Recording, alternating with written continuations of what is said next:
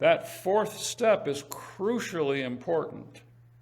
If you don't do that, you will gradually drift into blaming the employee inappropriately.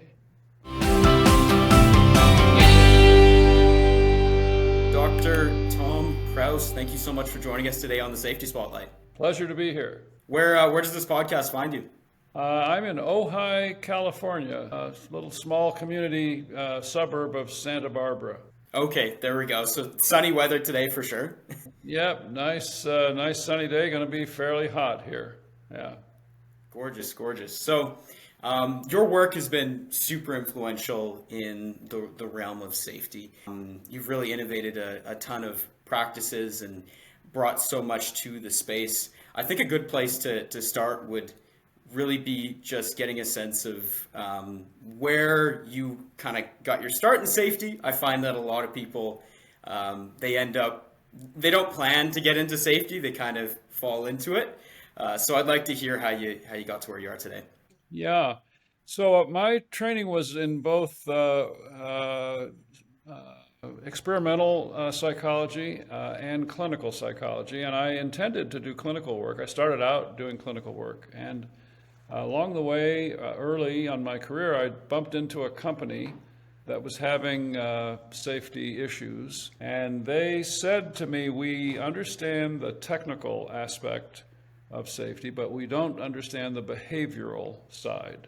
And I had studied applied behavior analysis in graduate school. It was one of the things that I liked the most because it was operationally definable. And along the way, I had read Deming, and I thought Deming was really brilliant and had an understanding that could be applied. So I took that opportunity to sort of combine what I knew about applied behavior analysis and what I knew from Deming and developed a method for them, which worked very, very well. Their incident frequencies reduced by 40-some% in the first year. And that made me think this would be really interesting and fun to do as a career. So I, over a period of 5 or 6 years, just gradually moved from clinical work, took a day out of the office, then 2 days, then 3 days, then sold the practice and started a consulting company, which was BST, Behavioral Science Technology, which I sold in 2012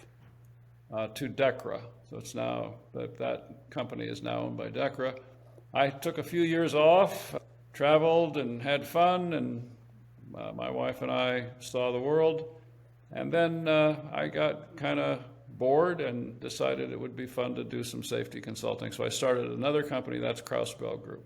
Right. And I'm curious about, the world of safety when you first entered into the space. The mentality, I think, was quite a bit different. As you said, there wasn't a lot of behavioral psychology that was being applied. And nowadays, that's kind of at the forefront. What were some of the missing pieces that you initially saw or identified in the safety processes that were in place when you came into the industry? They knew that behavior was an issue. They didn't know how limited that thinking was, which is something we might want to talk about later. But they all knew Heinrich. They knew the safety triangle. They had been, I would almost say, brainwashed into the idea that 80 to 90% of the events that occurred, incident events that occurred, came from behavioral causes. And so they knew that behavior was important, but they didn't know how to address it. There's so many different behaviors involved in a manufacturing organization. And it isn't an easy task to figure out how to get people to do the set of behaviors that you want them to do. And applied behavior analysis was invented with that objective in mind. And so teaching them the principles of applied behavior analysis, very specifically aimed at safety outcomes, was kind of a natural thing to do. And I wasn't the only one doing it. There was a psychologist named Judy Komaki who was developing a similar approach at the same time that I was. Her work actually preceded mine. And there was a Procter & Gamble organization that had developed a behavior-based safety system, which was not as finely tuned from an academic standpoint, but very highly tuned from an organizational standpoint. P&G was really good at how you get things done in an organization. So it wasn't entirely new, but the rigor with which applied behavior analysis is done. So in other words, it's not enough to say we got to get these people to act safely. It's more operationally defining what does it mean to act safely. What are the behaviors that we need from this employee in order to have them be safe? Now so that helped, and that influenced in a positive way. But we soon learned, interestingly, that those behaviors were not just coming out of the individual sort of randomly or at their preference. They were also influenced by the context within that organization. And if you didn't understand that context, then you would necessarily make mistakes that would make your results not as deep and not as lasting. And so we added to the standard behavioral approach. So the standard behavioral approach is define the behavior, measure it, that is through observation, give feedback, that is to encourage the employee to do it the safe way, and then it stops there. And we added to that, you hold on to the data that you get when you do an observation of behavior, and then get a group together and problem solve why that behavior is occurring. Now we'll call that the fourth step in BBS. That fourth step is crucially important. If you don't do that, you will gradually drift into blaming the employee inappropriately. The labor people saw that coming and warned us about it. They said, look, you're encouraging leaders to think about this the wrong way.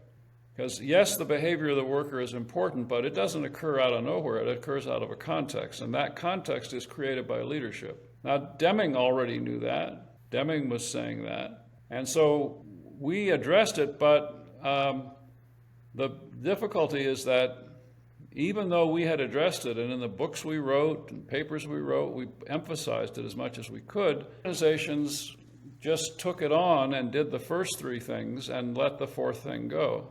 It was harder, took more activity, it took more resources from leadership. It was a tough nut, but it was crucially important. And because they didn't do that, a lot of behavior-based safety work was done without that fourth step, in which case it becomes blame the employee very rapidly.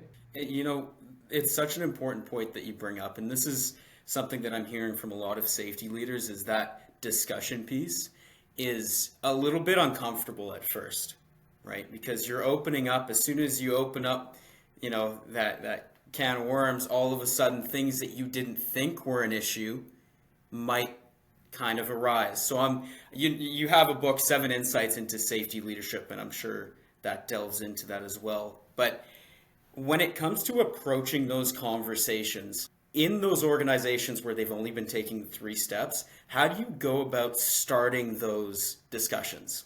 So that's a group discussion. That's not a single thing, and it's not something that happens during the observation.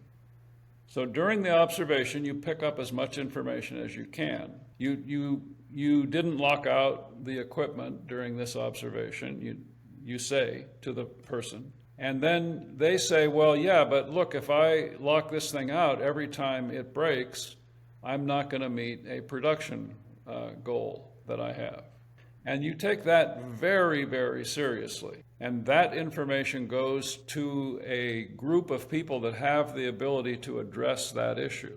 And so the conversation during the observation is just to gather information, just to find out what is happening there. You can't fix that on the spot, but you can hold on to that information. And then part of your process is that you have a group that's cross-sectional, goes up fairly high, and has the power to make decisions to address those issues. So if we all know that we're doing it this way. We've been doing it this way for X number of years. We know it's a workaround. We know it isn't the way the equipment was designed to be used, but we haven't been able to figure out how to address it and get it done. And in the meantime, we've gotten accustomed to it. That's called normalization of deviance, right? We've gotten used to it. That's just kind of how we do it around here. And that's not a problem the employee is in a position to fix. So the employee can tell you about it, and then it's up to the organization to have a mechanism by which they elevate that situation to a group, to a level where it can be addressed. And normalization of deviancy, this is something that it's important you highlight. When I think of that, it's not just one thing becomes the norm. It will drift almost, I'd imagine. So once you start going in that direction, it can be hard to stop that or that momentum, I guess, of unsafe behavior. Is that something that you've seen in organizations? Indeed. I mean, it becomes part of the culture. Part of the culture is, so if you're a new employee and you come to work there, the third time you ask about something, well, wait a minute, isn't this supposed to be done such and such? No, we don't do that. Don't worry about it. We don't have to worry. Don't worry about that. That's okay. That's not actually what we do. Yeah, I know it's in the book that way. It's written up that way, so on, but that isn't what we do. The third time you hear that, it's like, oh, I get it. There are two levels of rules here. There's this rules that they write up and they talk about, and then there's how we actually do the work. Now that has become cultural. So almost rules for me, or rules for thee, not for me, sort of thing. And it's interesting that you bring up the involvement of leadership all throughout the organization. This is a challenge that I'm hearing a lot of safety experts bring up, is that safety is almost always just put on the safety manager, but oftentimes it doesn't involve the higher ups. And I think earning that buy-in it's crucial, but it can be difficult from the higher ups for those individuals in the organization that have their doubts about how important it is to implement these procedures. How do you approach or convey to them just how crucial this is? First of all, you tell them to forget Heinrich. Forget it. That is misleading and it's going to mess you up. So let that one go. Because the place where this evolves to, this thing that you have just been describing, is to blame the employee. But what I mean by that is, look, we've got stupid people out there that are doing stupid things, and that's our problem. I once had a senior executive leader that I was interviewing as part of an assessment who on this topic said to me very seriously, looked at me real close and emphasized this. He said, look, Dr. Krause, I can't fix stupid. I wanted to say, neither can I. It's a fair point. Yeah. Oh my gosh. But that idea is out there. That senior executives still think that. I mean, still today, like right now, there are senior executives who are wringing their hands because somebody had a serious injury that got to their attention, an amputation, the loss of a sensory system, a death, and they're wringing their hands saying, why can't we get these people to follow the damn safety rules? Did we train them? We wrote it all down for them. We had training sessions where we explained exactly what we wanted to do. Why can't we get that done? Which is just the wrong question. That just shows a misunderstanding of what is actually happening. There's a misalignment, and just because you write it down doesn't mean it's going to translate properly. The bridge, culture is almost the bridge here in how we take the checklist and then bring it over to actual implementation. And without that, it's very clear that there's not going to be any real change.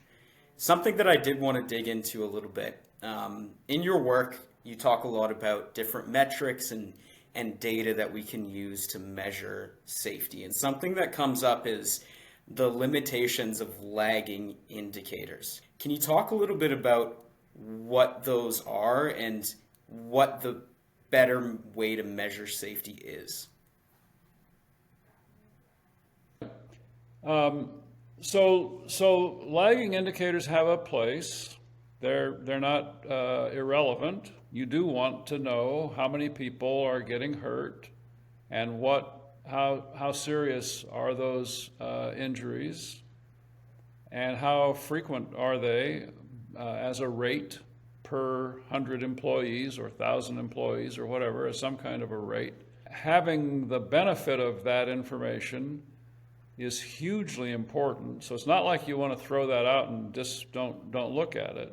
In fact, in patient safety, which is a whole different area, but a very relevant one, they lack a metric. And that has become a huge problem to them because they don't have a good metric in patient safety. That is for fatalities. A hospital administrator can't tell you whether they're having more or less patient safety fatality than another healthcare system, or the norm for healthcare systems, or the numbers nationwide, because in the U.S. there's no mandated basis for tracking that, and so I mean, and that field suffers from not having that metric. So the metric is really important. Being able to say, we're 100,000 people and we had no fatalities for 2 years, that's pretty darn good. We're going in the right direction. That's beneficial to have that lagging indicator. However, it's limited in certain ways. It doesn't tell you what to do. It doesn't tell you, where you have opportunities for improvement. It's too far down the line. So you need indicators that are further upstream that tell you where you have opportunities to make improvements.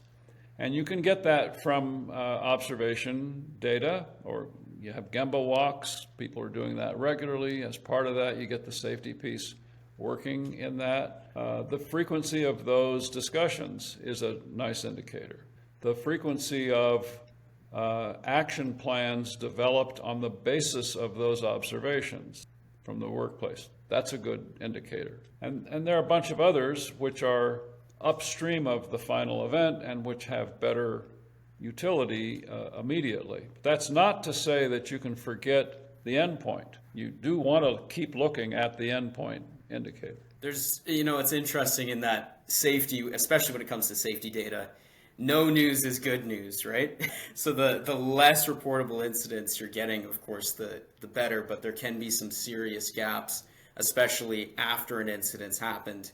It's too late. And something that I think your work really touches on is almost I wouldn't want to say the intangibles, but the safety culture. When you walk into a space, there's certain things that you can't necessarily, or it's more difficult to measure, but you can tell in a work site when the people care, when everyone has their back. Can you speak a little bit more about those intangibles?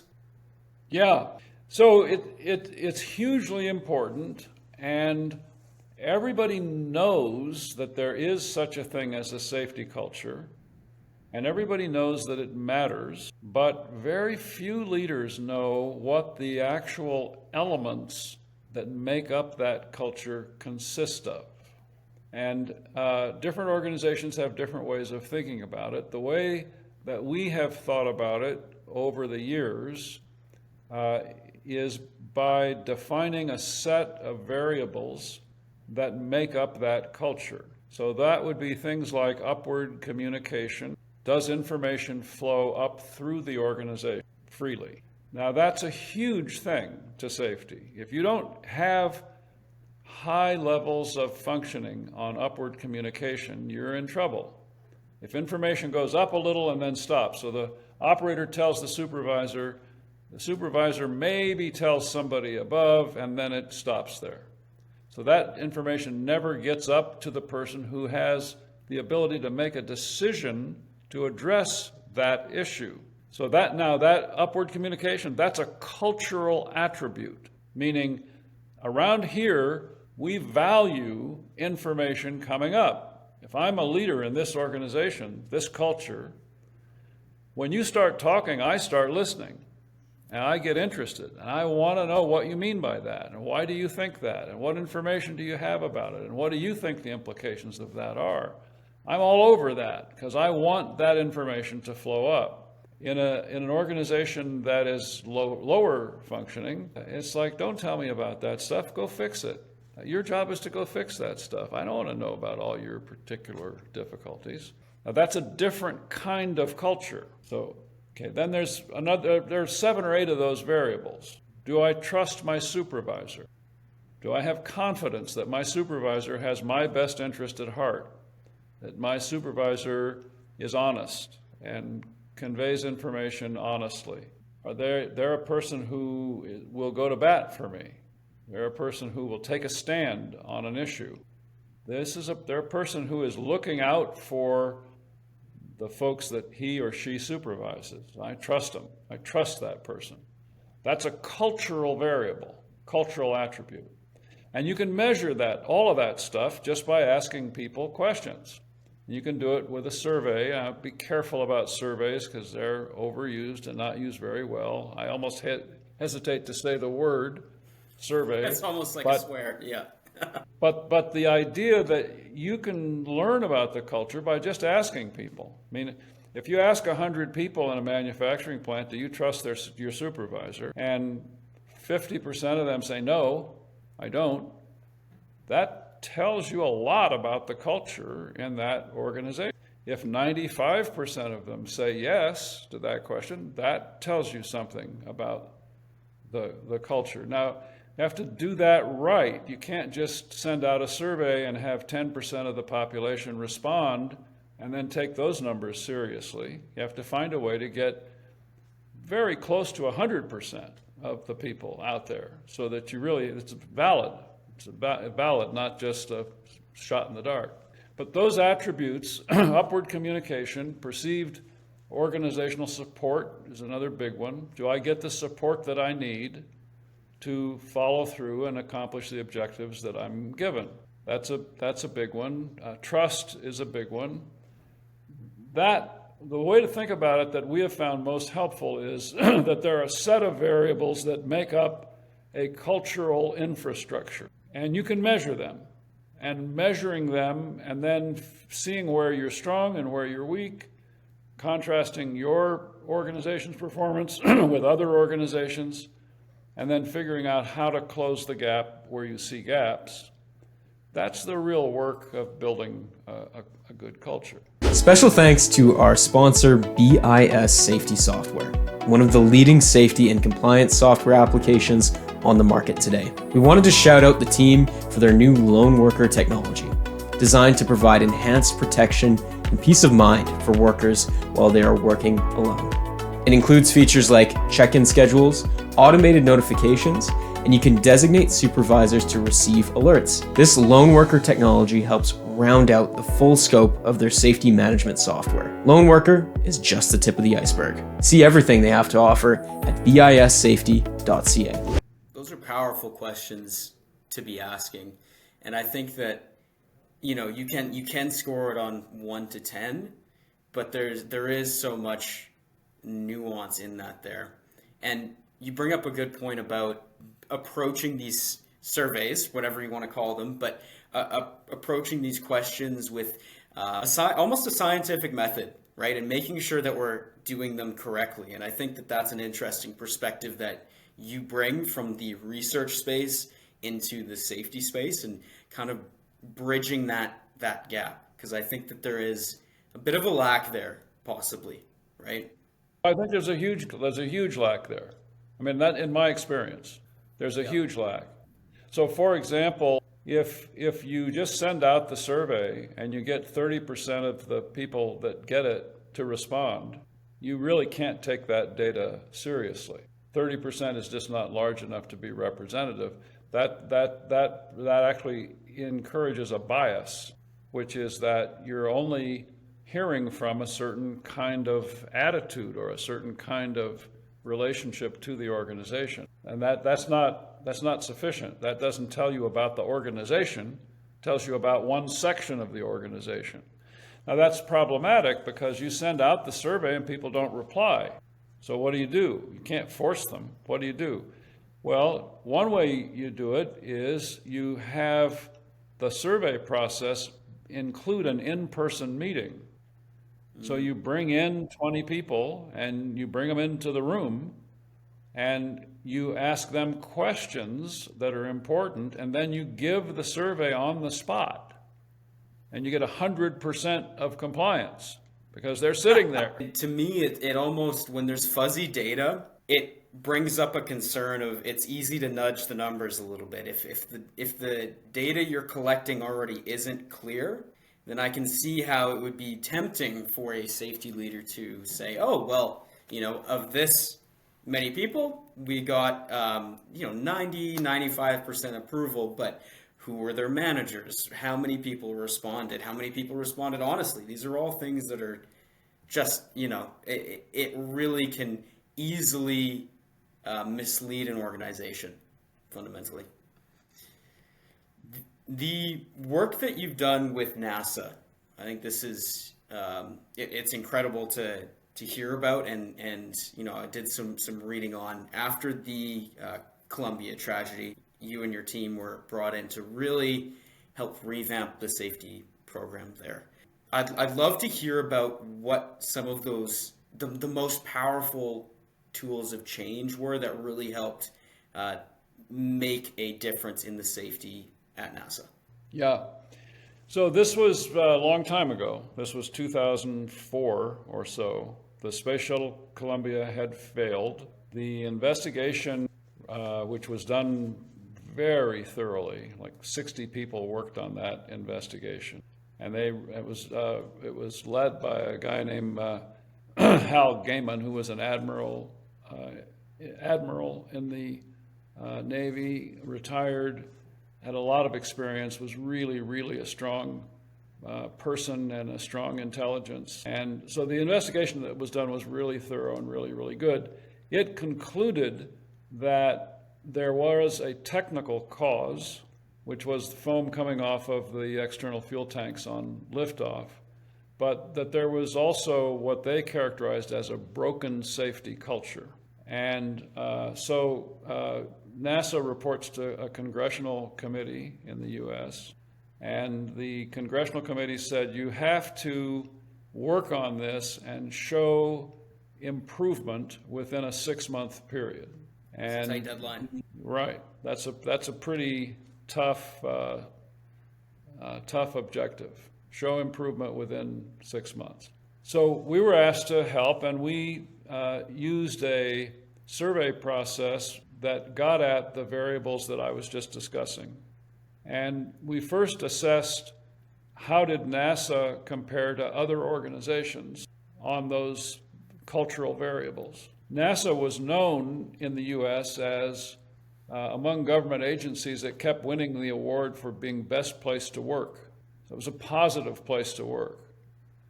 However, so most of their scales were high, like 80th percentile, 90th percentile. But there were 2 variables where they were low. One of them was upward communication, and the other was perceived organizational support. Both fundamentally, crucially important to safety outcomes. And they were low on those 2. And they didn't know they were low. That was a surprise to them when we showed them that data. And so the question was, how do you change that? And we did a bunch of things. We assessed the safety leadership capability of the 100 top leaders and then gave them coaching based on the results of, they each got a deep assessment, and that is interviewing like a dozen people around them, learning about where they were strong as safety leaders and where they were not, and then sitting down with them periodically over a period of months and giving them feedback about their safety leadership capabilities. So that was a big deal. That had a very strong, powerful effect. Our folks could see it. They could see, they were motivated. I mean, that project was, in some sense, the easiest project we ever worked on.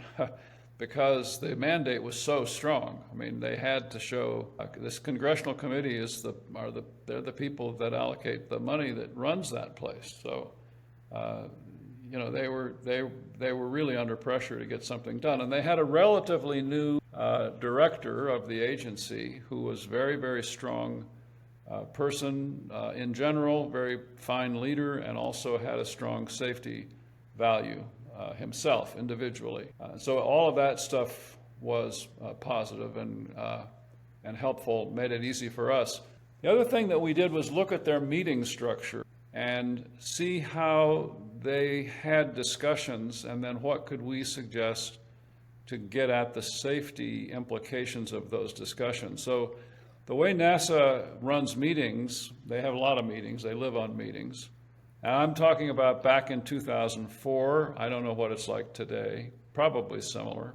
But a typical meeting would have 100 people in it, a dozen or so sitting in the center of the room around a table, and then 30 or 40 in a circle around them, and then the rest of the group around the periphery of the room. And it's a highly charged environment. And the value is in being the first person to get to the solution.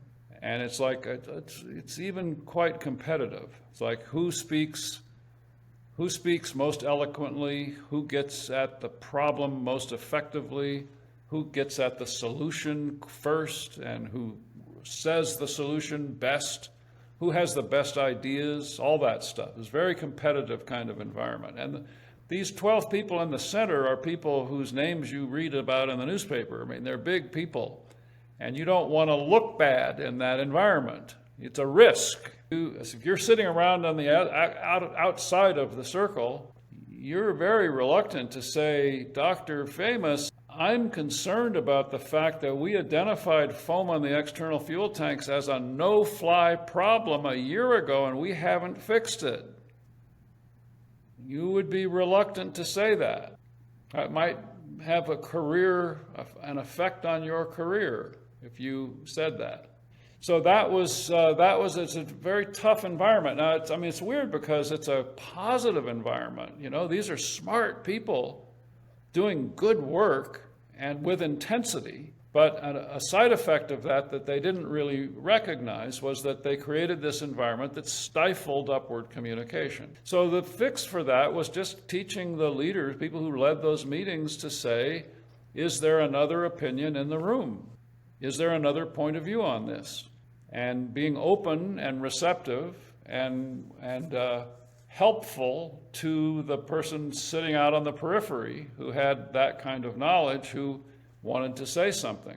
And that was not a hard thing to get done. I mean, people there were very receptive to learning that this was an issue that was causing them difficulties that they hadn't recognized, and that it wasn't that hard to address. But it's such a powerful question to ask. And I think that something that really sticks out to me is that a work environment can be great to be in, but that doesn't necessarily mean that high worker satisfaction is going to lead to high safety results. These are things that you have to make a consistent effort to build. Just because I come into work and I love the environment, you said it was charged, these are some of the smartest people on earth, but it doesn't mean that these key points are going to be hit until maybe they're pointed out, right? So definitely I can see where that must have been just a monumental shift in attitude and perspective for those workers. Yes, indeed. And we resurveyed 6 months later. They had 6 months to show, and all of those scales went up. Every one got better, including the 2 that were low. Statistically significant improvement on all of those scales.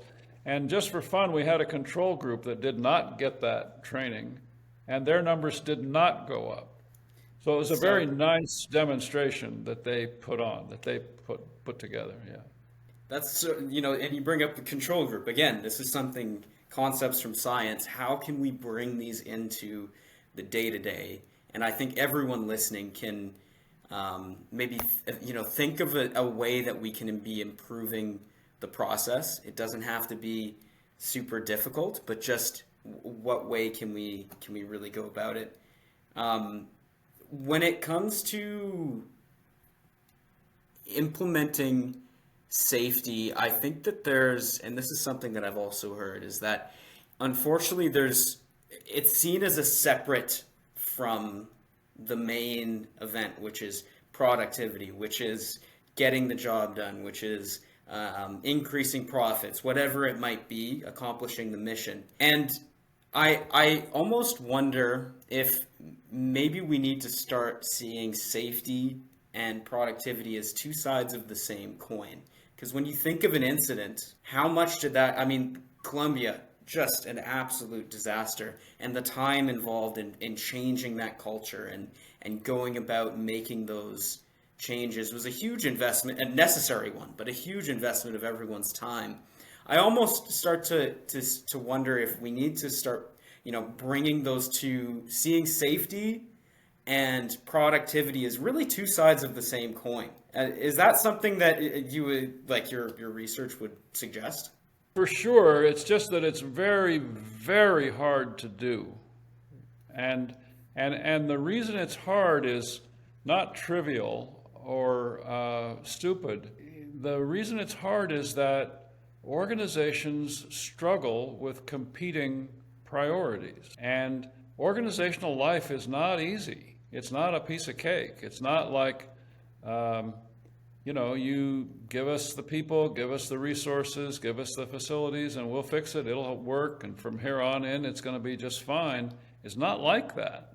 We don't want to lose money. Our shareholders don't want us to lose money.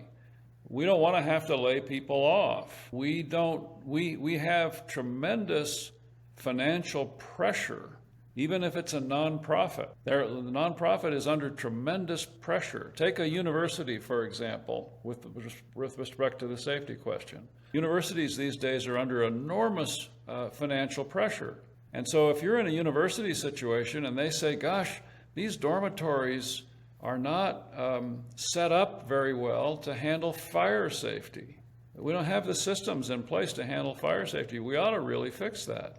The board of directors of that university is going to hear that as noise. In other words, they don't have enough students. They don't have enough money. They have a bad culture in the university. It's not going well. They're under enormous pressure to affix those things. And now you want me to put in a whole safety system because of the dormitories? Are you kidding? I mean, of course. So it's not easy to get the idea that you put forward, which is correct, in my opinion, absolutely correct, that safety and productivity are two sides of the same coin. That is the case. I mean, it makes no sense to have a university that has students threatened by not having sufficient systems to keep them safe. It is indeed important, and you can't say that it's a good place if it doesn't address that stuff. But the way the board of directors hears that is, wait a minute, we have problems with admissions, we have problems with student life stuff, we have difficulties getting people to do all of the things. We don't have enough students anymore because of the demographic changes and so on. We don't have a sufficient budget anymore. And we're fighting every day. We're struggling with how to address those issues. And now you want me to take on this thing that, I mean, when was the last time one of these places burned down? You want me to worry about that? So I mean, people come by it honestly. It's not that they're stupid or that they just don't care. It's that this is difficult stuff to really get at. Now, what does it take? It takes a leader. It takes a Paul O'Neill, who is a powerful force, a strong, effective leader that people look up to, and they take him seriously. And he says, wait a minute, hold everything. We're not going to run this place in a way that is not safe. If you want to know how we're doing in this organization, and saying this to a group of financial evaluator types, look at our safety numbers, and that'll tell you how we're doing. As you know, he said that.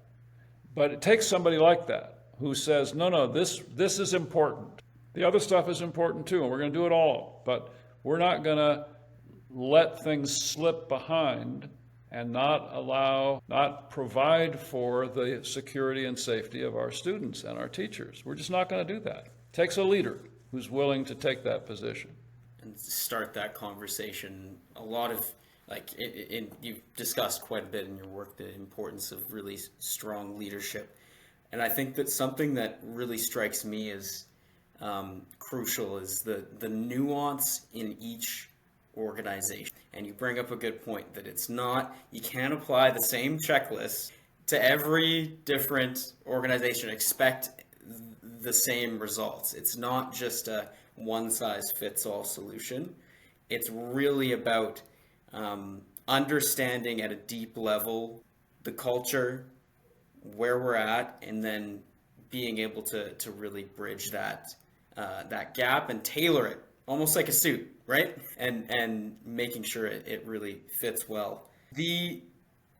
When it comes to the future of safety, there's so many new tools around, and there's all these different platforms and ways that we can really bring technology into this space. What do you see as, I guess, the future, and it doesn't have to be technology, but what do you see as the future of safety, or that next opportunity on the horizon?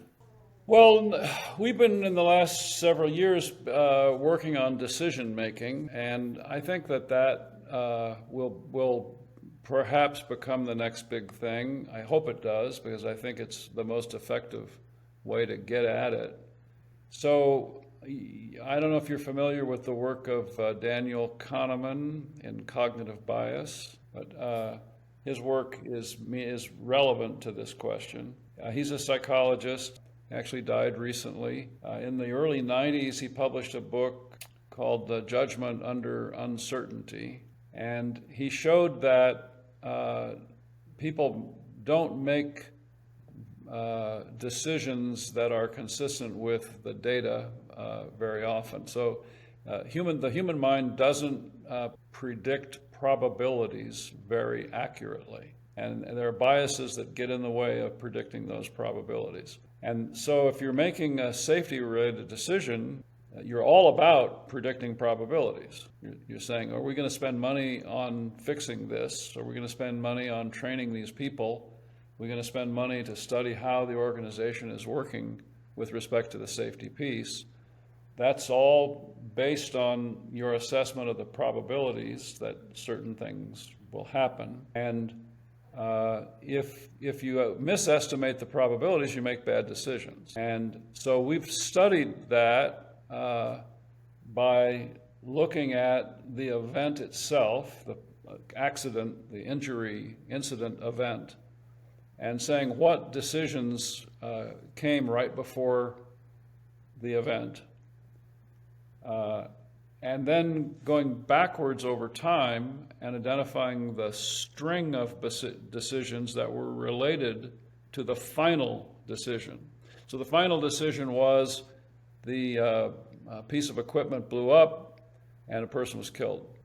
The decision that the person who was killed made was not to lock out that piece of equipment before working on it.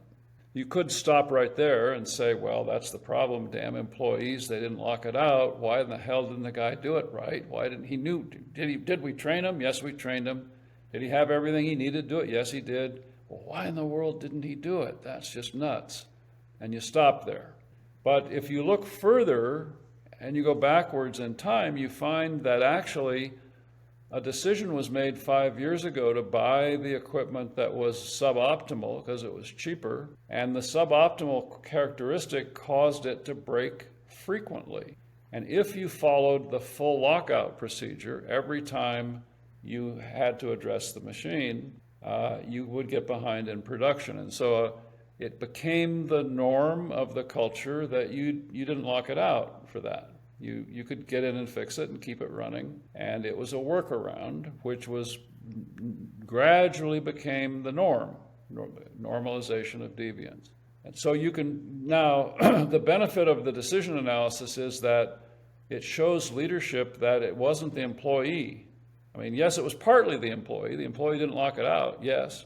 But in fact, people don't lock that piece of equipment out. That's not how we do it. It's a cultural factor. And the way that culture came about was from a series of decisions that were made, and that's the piece we need to improve.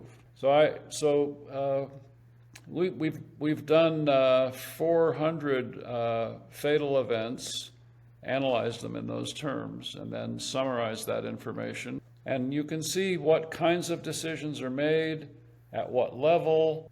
You can see what kinds of biases are happening from that. And it positions the organization to improve decision making, which gets at the improvement process in we think, a better way. There's so much that isn't just identified in the metrics, the standard metrics. And what I'm hearing is there's a culture piece, and then we also need to be able to clearly, if we can identify what led up to this event, and then what cultural factors also contributed to that, it really, it's almost like you're getting a 360 view instead of just the numbers. And it's very easy to just see the numbers that are in front of you, but how do we almost broaden the horizon to really understand what fundamentally a safe work environment is? Yep. And I think this is going to be valuable for a lot of people to hear, and I'm sure that there's plenty of people that might be thinking, oh, you know what, maybe in our organization we are just looking at the checklist, but how do we start to go beyond that? This is a pretty broad question, and I like to ask every guest this, especially when they've done as much work as you have in the space of safety. What are you hoping that your legacy in the safety space will be? Oh gosh, that's a good question. That's not one that I honestly have thought very much about. I guess I would like to be seen as an innovator, someone who came up with new thinking that was beneficial to the whole process. When I started doing this work, the idea that appealed to me was to draw from research-based knowledge and apply that knowledge to practical problems that organizations have. And I read Deming early. One of the early projects that I did was a statistical analysis of the incidents that a transit authority had. They were concerned that their women drivers were having more incidents than their men drivers, and they wanted to see if that was actually a statistical phenomena or not, and then what could they do about it. So we studied that, and we found that in overall, their women drivers did have more statistically significant, higher number of events. However, that changed after the second year. Well, in the first 2 years, they were higher. After 2 years, they were lower, actually a lot lower. And you could kind of see how that pattern worked. So that was an example of using data properly. People in industry don't really know how to analyze data very well.